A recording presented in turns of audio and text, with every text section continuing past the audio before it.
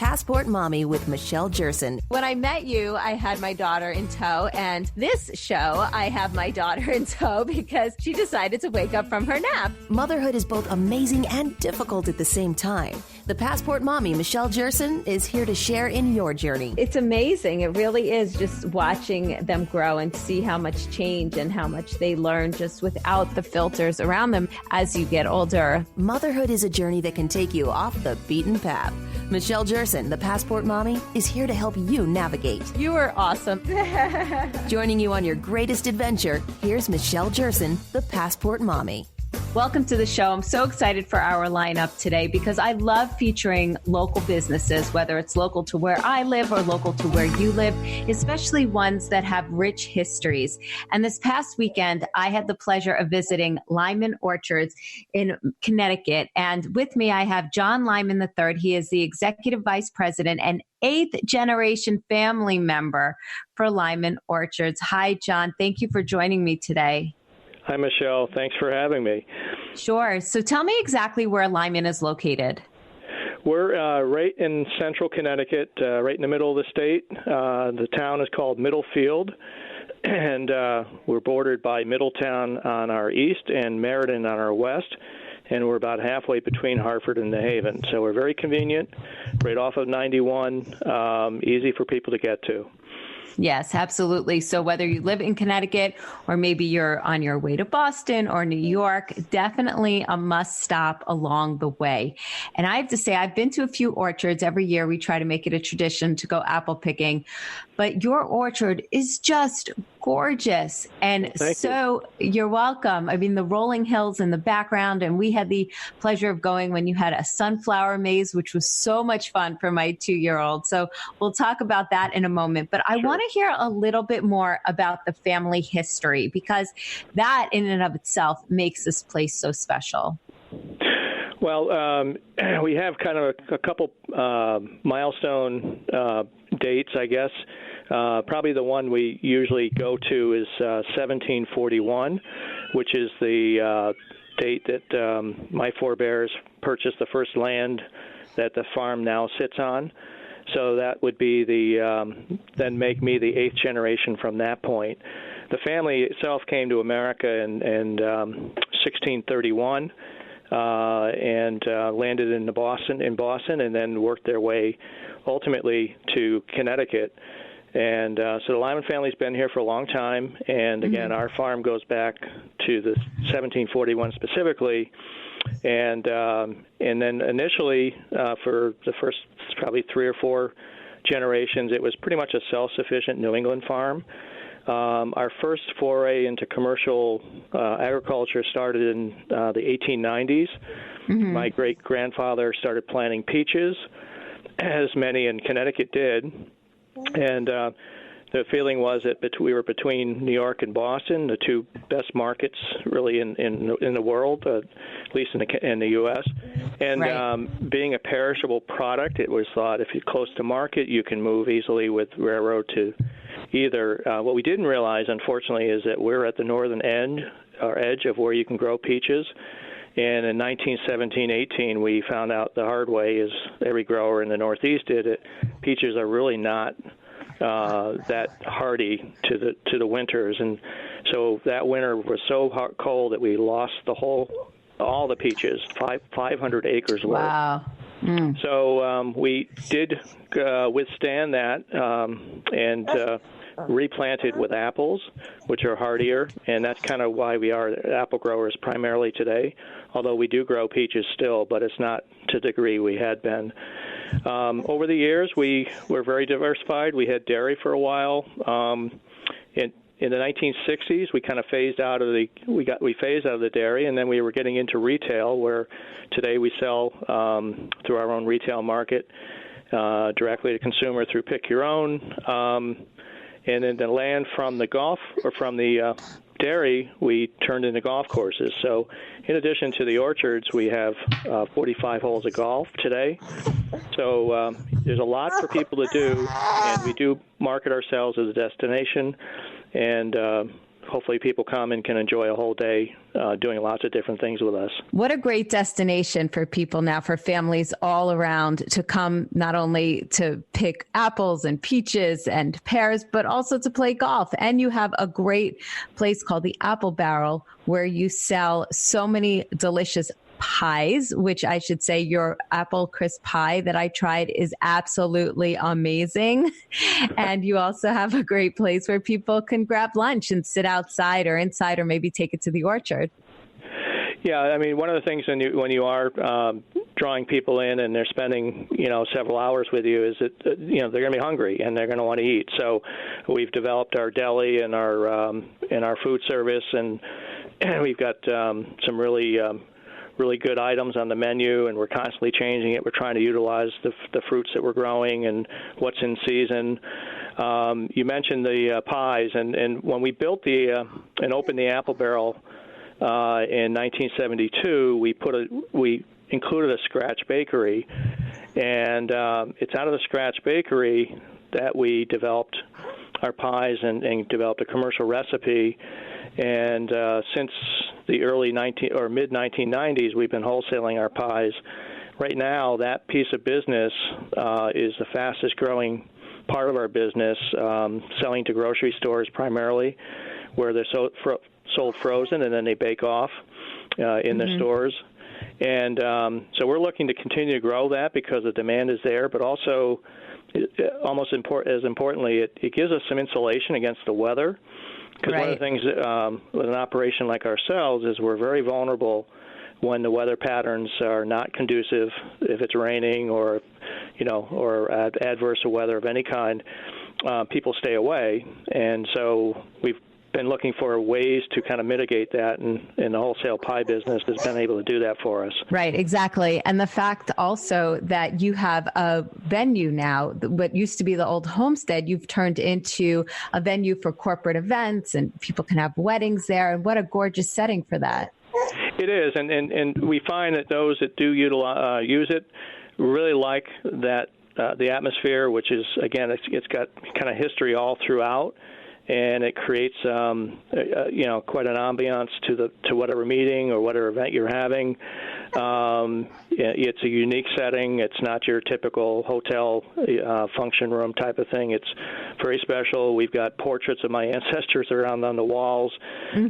We've tried to incorporate a lot of the history throughout the first floor where people rent, so they can learn a little bit about the Lyman family as well as host their event.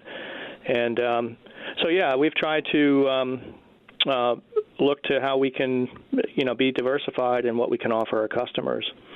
Right. And it really is. I think now's the trend. I just got married a few years ago, and people are looking for not only a gorgeous setting, but one rich in history. And you can't really beat this. I mean, you were saying that this farm has been around, just to put it in perspective, since George Washington was 9 years old.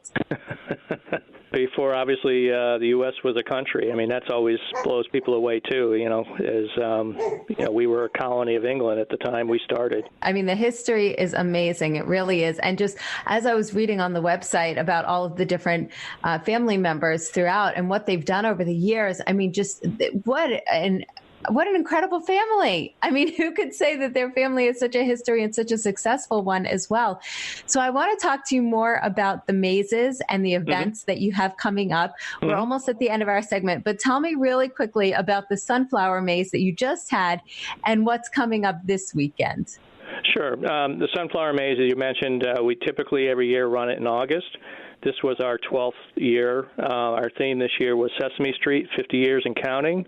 If you can believe it, Sesame Street turned 50 this year. I can. And very, very popular. We try each year to come up with a theme that crosses a lot of, gets a lot of interest across generations, and this one certainly was a home run. For the sunflower maze, we donate $1 of every ticket sold to the Connecticut Children's Medical Center. Over the last 12 years, we've been able to raise over $100,000, make a donation to them through that. The corn maze is starting this Saturday. This will be our 20th corn maze. We started in 2000.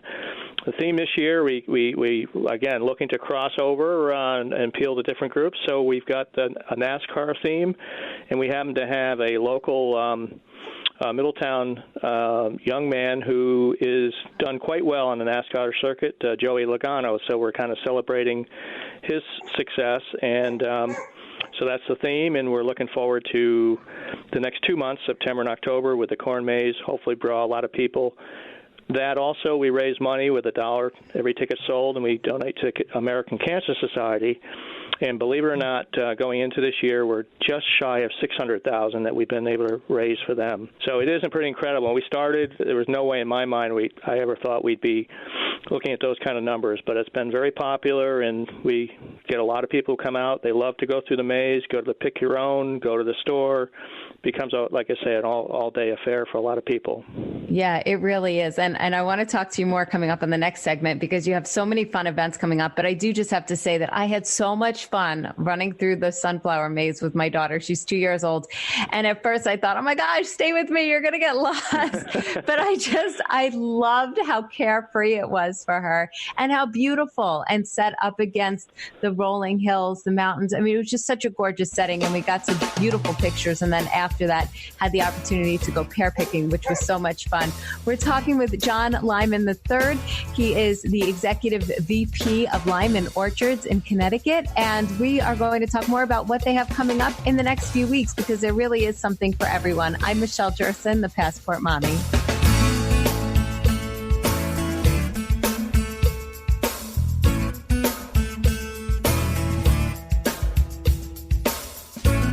Motherhood is a journey. Joining you on your greatest adventure, here's Michelle Jerson, the Passport Mommy. And I have with me my 3-month-old, Zach, who is my biggest cheerleader and loves to sit next to me while I record this radio show. And sometimes he makes little sounds just to let you know that he's here. So with me, I have Zach, but most importantly, I have with me John Lyman III. He is the Executive VP. His family has owned Lyman Orchards in Middlefield, Connecticut for more years than I can imagine, more than 250 years since George Washington was just 9 years old. John, thanks so much for joining me today. Thanks, Michelle. Glad to be here. Sure. So tell me a little bit, we were talking before about some of the events that you've had going on, and you have just a September and October filled with so many fun events coming up. We do. The highlight is really pick your own apples. I mean, September and October, that's the time people think of, coming out to the orchard and picking. So that's really, we kind of build around that because that is the main activity. But you add on that the corn maze that takes place in September and October. And then specifically, we do have some events on September 7th. We have a Harvest Music Festival, and a food trucks will be here as well. And then we have an event that we do on the middle of October. It's Paint the Pumpkin Pink, where it's a fundraiser for our local hospital, trying to bring awareness to breast cancer and prevention. And later on in the October, we'll have another food truck event, the last Saturday in October. And again, throughout, it's just with the pick your own, the maze, visiting the store, shopping, getting your donuts as well as your pies, and then going and playing golf. The fall is our busiest time, and we see the most people of the year during those 9 weeks. Yes, and you mentioned the donuts. We did get those too, in addition to your pie the other day. And they are also phenomenal, as is your apple cider. Yeah, it's amazing how many donuts we make and how many get sold. They are decadent, to say the least. Yes. And, I try to remain healthy, and, my husband is my bad influence. But it's tradition. It's like we go to an orchard, he has to get donuts, and but he said the reason why he got the pie is because when he went over there and was looking at them, they were just bringing them out freshly baked and hot. He said he saw the steam coming out of the pie. He said, I had to get it. There's nothing better than right out of the oven, I'll tell you that. Exactly. But I love that you have just so many family-friendly activities going on. You could spend a whole day just picking apples or peaches or pears, but you have that. You have entertainment, food trucks. I mean, what a fun place to go. I already told my husband, I said, I think we have our plans for the next few weekends of this summer. We're just going to camp out at Lyman Orchards. Yeah. You have so many fun activities. Well, thank you. And also on harvest weekends, we have horse-drawn wagon rides and pony rides, which are always a favorite for the kids. And we just try to kind of make it a festival each weekend during harvest. So where can people go to get more information, to read about what's happening, and maybe more about the history? Our website's a great place to go. It's lymanorchards.com. You can also sign up for our newsletter, which will provide you with regular updates and what's going on around Lyman Orchards. And that's the best place to go, and we're updating it, and there's plenty of information there for you to find out all about us. We have a history page, and there's a book if anyone's interested. It's Thy Children's Children. It's a kind of a historic novel, so it's got mostly its history, but it is somewhat is fictional and depicts a number of the Lyman family during kind of the most pivotal times of the U.S. history, whether it be the Revolutionary War, the Civil War. It goes up until the mid to late 1860s or 1800s. So. But it's a great novel. It's long. I'll warn people, but it is well written. Local author, and again tells a lot about the early years of the Lyman family. Yeah, because there is just so much more in addition to the farm and everything. I was reading their involvement in the slavery movement to abolish slavery. I mean, really such a rich history there. You must be so happy to come from such a lineage. Well, I definitely am, and it's humbled and proud, but I tell people it's we're just kind of, I think, an example of many families that lived during that time who courageously stood up for the important issues, and you think back of all the pivotal events during our history, and if not for a number of people who are willing to risk everything. We wouldn't be a country today. We wouldn't be who we are today.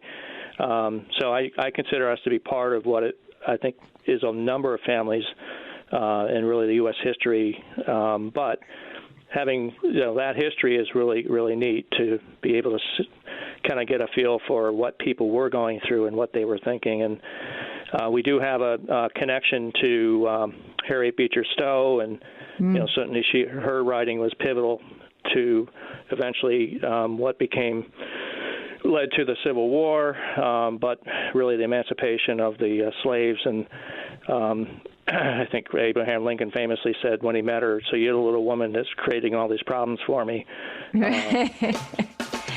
Yeah, I mean, so I wish we could go on and talk more because it's really incredible history, and definitely one should go out and get the book and check out the website. Thank you so much, John Lyman III, Executive Vice President and 8th generation family member of Lyman Orchards. More coming up in a few. Passport Mommy with Michelle Jerson.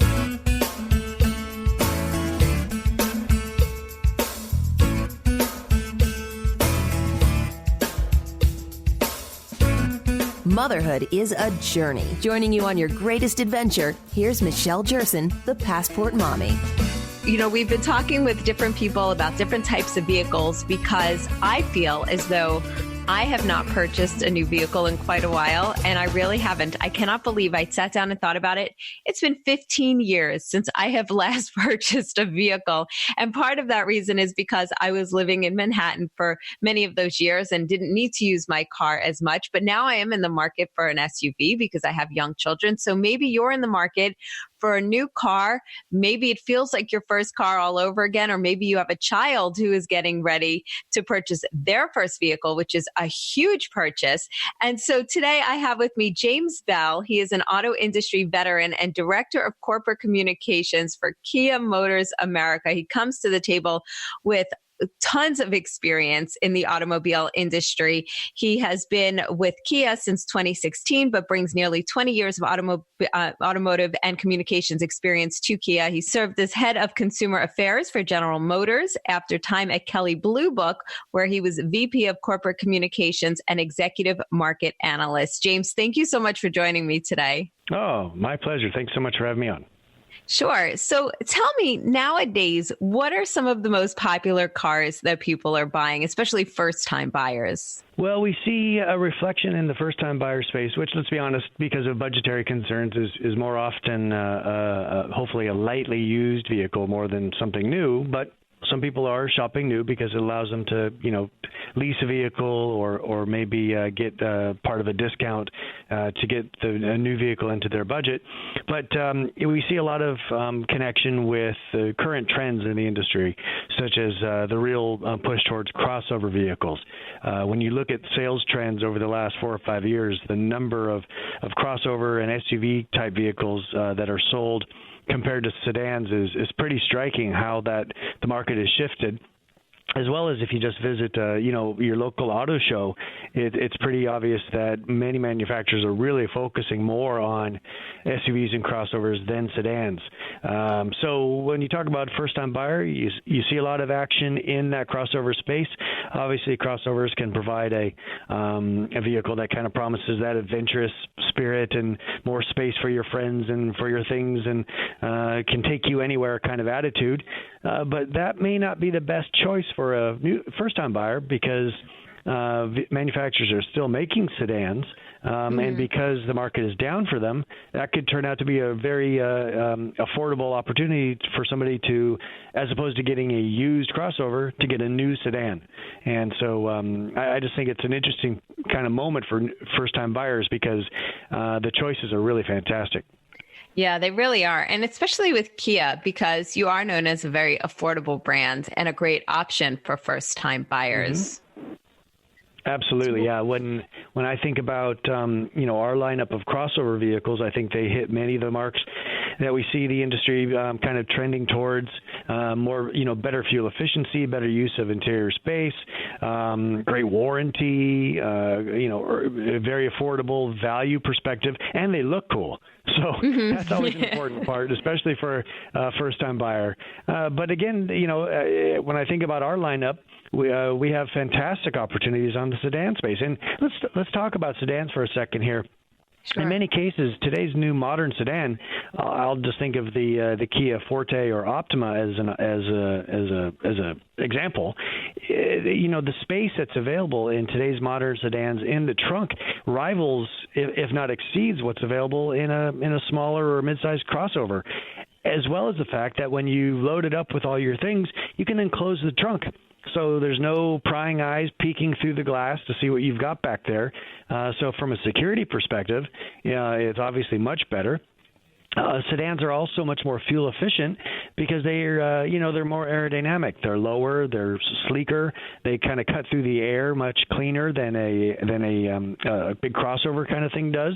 And so it can be a really wise purchase from an efficiency perspective. And again, as I said, because the market is so heavily skewing towards crossover type vehicles, it makes sales opportunities and discounts on sedans very, very deep right now. And, Kia Forte and Kia Optima are, as I said, are two fantastic opportunities in that space. Yeah, it's funny because I have been looking at SUVs for a few months now. I hate to say I had a baby come along in between, so my time was limited. But I really looked at a number of them. And when comparing cargo space, I said the same thing because we have a sedan as our second car. And I thought, wow, the trunk space really isn't that much different when you look at some of the smaller compact SUVs. Absolutely. I mean, I can think of some of the projects I've done at Kelley Blue Book and also when I was at General Motors and here at Kia, where we've taken a sedan and filled it up with things you'd normally take on a camping trip, sleeping bags, tents, coolers of food, water, all the things you take on a trip, loaded it into a sedan, close the trunk, good to go. done and put the same stuff into the crossover, well, maybe some of the stuff needs to slide into the rear seat. It doesn't all fit in that back area, especially in some of the mid to smaller size crossovers. And so, yeah, with the sedan, you're loaded up and you're not impacting passenger space whatsoever. Yeah, I love that. So what are some of the other most important things to consider when looking for a new vehicle? I think it's really about, and this is a tough thing to do, don't get me wrong, I'm not saying this is simple, but just before you go shopping, to stop and say to yourself, okay, what am I going to be doing with this vehicle? You mentioned in your case you recently had a child. Congratulations. So you're going to be schlepping around a lot of stuff.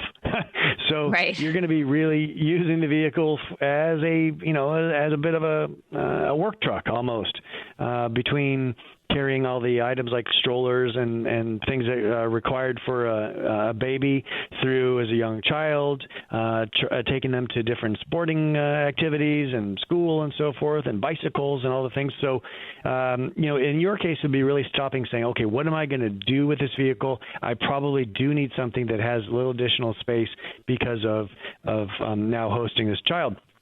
But for other people, the idea of getting, a vehicle that meets your needs as a mother might be completely flipped over when it goes to somebody who's single or just a couple or still, working towards having children, don't have them yet. Why give yourself that family vehicle at this point when it may not meet your budgets that you have today? So again, it's really about stopping and saying, what am I going to do with this vehicle? The crossover craze is very popular because it has that spirit of adventure, that go anywhere attitude. I got news for you. Most of those SUVs are going back and forth on freeways around the country, taking people to school, to work, never going off-road. And so that becomes a bit of a waste, actually. And then again, when you play into it, the additional cost of ownership from a maintenance or fuel efficiency or insurance perspective, then that may not be the right choice. So again, it's all about stopping, thinking how you're going to use the vehicle, for what time you need those uses, and making a choice that matches that as opposed to just something that you think might work. Right. And those are excellent points, because I know when I started looking, and I'll say an SUV just because that's what I was looking at, I started looking at the midsize SUVs, and I thought, well, I definitely need this for all of the stuff that I'm going to be schlepping around. But then when I got to thinking about it, I thought, you know what? I think I could pretty much fit mostly what I need on most days of the year in a compact. Right. So why spend that extra money on the vehicle? The fuel economy is not as good as when you have a smaller vehicle, or like you said, a sedan. Well, I'll tell you a personal story from my own family. My wife was, about 2 years ago, we were in the market, and she said, we really need a 7-passenger SUV because sometimes we go to the airport to pick up friends and family. And I said, wait just a minute there. You're saying that we need to buy a vehicle that's larger than we need for most days, probably, 99% of the days. And we're going to be carrying around those 2 extra seats that we're never going to be using. And just for that rare occasion when we have to go to the airport, I said, I'll rent you a minivan for $50 a day for that day when you have to go get pick up people at the airport. And then allow us to have a vehicle that's much more right-sized for our day-to-day use. And listen, people do get caught up emotionally in the shopping for a new car, a new SUV. It's fun, and I'm not saying it shouldn't be. You should have some thrill with the whole process, but then temper that thrill with realistic thoughts. Right. Exactly. And I'm so glad you said that, because those were my words exactly. I said, what about when we go on a trip and go to the airport? How are we going to fit all the strollers, car seats, luggage in a compact SUV? And then I thought the same thing as you. I said, wait a second. We're not doing that every day or even close. You sure are not. That's right. Yeah. So tell me also the differences between maybe leasing and buying, and how somebody could make their decision on what's best for them in that respect. Yeah, so what that really comes down to, and I offer this advice to my friends all the time, is how you're going to use the vehicle. If you are commuting on a daily basis with the vehicle, you know what your average daily drive is going to be. By the way, the average American drives about 28 miles a day. And really, you really kind of are honest with how you're going to use it. Then leasing might be your best option because it allows you to drive and have the keys to a vehicle that you may not be able to afford from a budget perspective as a new car. So it allows you to, again, have a little bit nicer vehicle or a higher trim level or a different vehicle than you could afford to buy, which is obviously the attraction of leasing. But the flip side of that is if you're not honest with how you're going to use it, it can become very expensive. The thing that makes me crazy is when I hear people say, well, yeah, I love my lease, but wow, I'm tracking to be about 6,000 miles over my limit by the time I have to turn in the vehicle. Okay, then you should never have leased. You were not a leasing customer, and you probably got romanced and attracted to the idea of being able to drive something you couldn't afford. And now you're going to pay for it. So again, a lease can be a perfect thing if you know how or you can anticipate how you're going to use the vehicle. Because again, it allows you to drive more car than you can afford to buy. On the flip side, some people, from a cost of ownership perspective, they're just intending to keep the vehicle for a long period of time. Then looking at your budget wisely, looking at that long-term cost of ownership, looking at your insurance costs and estimated fuel efficiency, then considering all those things might really be a better play for buying the vehicle. So again, it all is a matter of not thinking with your how much can I afford per month level, but thinking about what am I going to do with this vehicle over the entire course that I'm owning it, and then making the best decision. Yeah, that's really smart advice. And if I could just jump in, one other thing on leasing versus buying. This is another thing that makes me crazy is if you're the type that really take good care of your vehicle, then leasing could be a great option because when you turn it in, there's going to be a wear and tear assessment that's done. I was recently in a vehicle of a friend who I remember about 2 years prior said that she leased a vehicle, and I said, well, make sure you're under the mileage cap, and she was going to do fine with that. She gave me a ride somewhere, and the car was just horrible. I mean, food rubbed into the carpet, dents on the door, scratches. And I said, you're going to pay for all these things when you turn it in. Oh, really? Okay, well then guess what? If you're going to treat your car, and I'm not saying treat it like it's a $1 million Bentley or something like that, but if you're going to not treat it with respect, then buying might be a better choice for you. But if you because that's going to be an extra cost that you probably didn't budget at the end of the term. Exactly. I know something happened to our side view mirror in one of the vehicles that we leased recently, and I freaked out and I said, oh no, this is a lease. But I went and I just paid to get it replaced like I would if I owned the car. But yeah, you really do have to be extra careful and take really good care of the vehicle. So all excellent points. James, thank you so much for joining me today. Where can people go for more information on Kia? Oh, that's easy. Please go to kia.com. In fact, now would be an exciting time to check it out because we've just revamped our site. It's got some really cool videos and photos and ability to shop different vehicles. So kia.com is the place to go.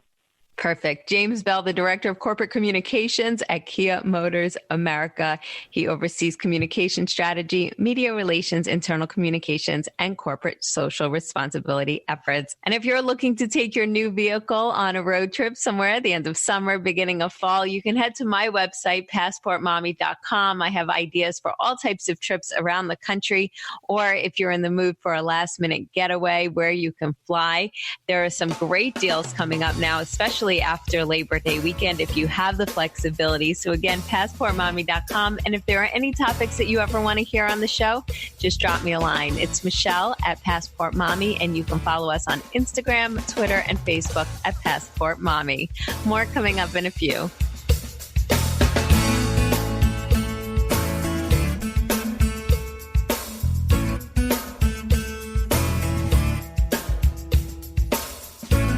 Motherhood is a journey. Joining you on your greatest adventure, here's Michelle Jerson, the Passport Mommy. I'm here with Marshall Stevenson, my good friend, comic, and dad, and we always have funny topics to talk about because we go through so much of the same things with our toddlers. His daughter's a few months older than mine.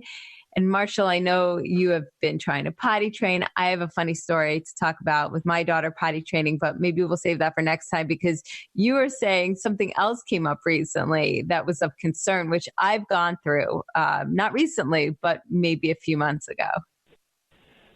Well, let me put it this way. You think that you're going to have the birds and the bees talk at some point with your preteen, this is what Right. this is all about. I never thought that there would be any discussion with like a toddler, but like not only do we have discussions like, do boys have a vulva? Why are you asking me this? Yeah, do you really have that discussion? She said girls have a vulva and boys have a vulva. And Oh, my my wife goodness. is like, no, you have that wrong. Boys have a penis, But where did she silly. even get that from? Where did she learn the word vulva from? Oh, well, I think my wife was explaining the biology. Oh, okay. I think so. But so she decided that was, so she said, boys don't have a vulva. I mean, that was the discussion.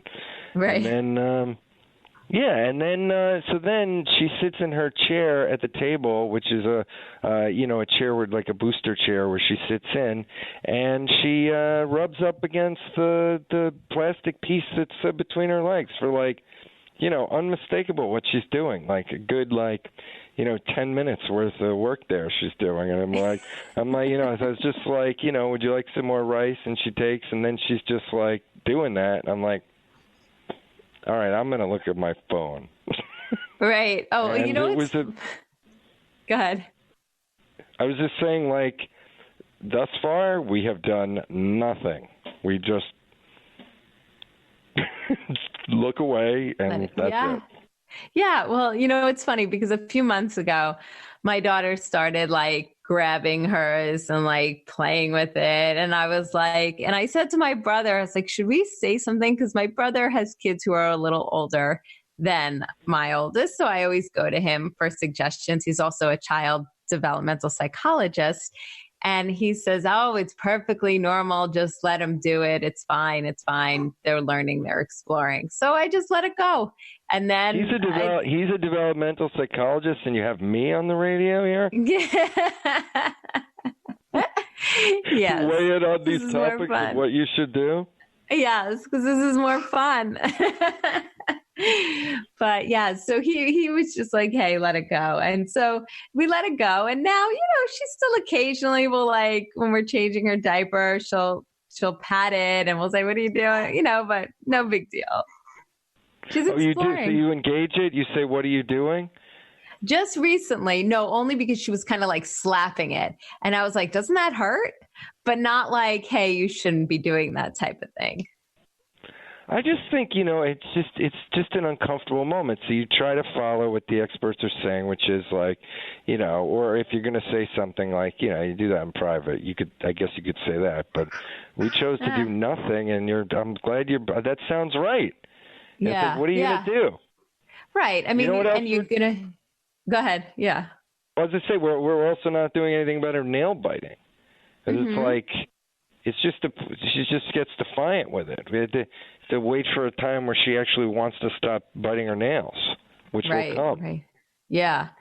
Yeah. I mean, we haven't broached that yet, but I think that's the thing, at this age, you just let them explore, you just let them do. And why put thoughts into their mind of that's not right, they shouldn't. I mean, certain things, yes, but other things, I think you just let go for now. Right. So anyway, so she rubs up against the chair and does it for a long time. All right. Then we just resume trying to feed her rice when it's clearly done. Right. Okay. It's just so interesting, though, that it's interesting. So I'm curious if that continues to go on or if you'll let me know, I'm sure. So, Marshall, whatever you're doing this weekend. You probably know better than I do, because at some point I'm not going to know about those things anymore. So I don't know how much I'm going to be keeping you posted. All right. Well, your wife can let me know. But Marshall, I hope you have a great Labor Day weekend. And I know your daughter is starting preschool soon if she hasn't already. So all exciting. I'm sure we'll have so much more to talk about. For everyone else, thank you so much for listening. I appreciate you always tuning in. Have a great Labor Day weekend, and I'll talk to you again next week.